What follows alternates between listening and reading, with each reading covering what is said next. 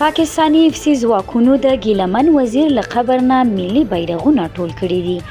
تېره شپه د پاکستان نيمه پوځي افسي ځواکونه وزيرستان کې د ګیله وزیر قبر ته ورغلي او د افغانستان 3 رنګه ملي بیرغونه یې ترې وړي دي.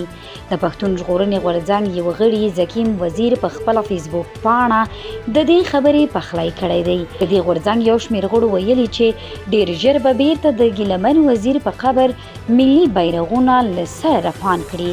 دا په داسې حال کې ده چې څو ورځې وړاندې د پاکستانیو چورلکو د ګیله وزیر په قبر د افغانستان ملي بیرغ لیدلی و او څو ځلې ورباندې د تعقیب په موخه تاو راتاو شوي هم و چې له دې وروسته یې دغه بیرغونه تېره شپه ټول کړي دي او له ځان سره یې وړي دي.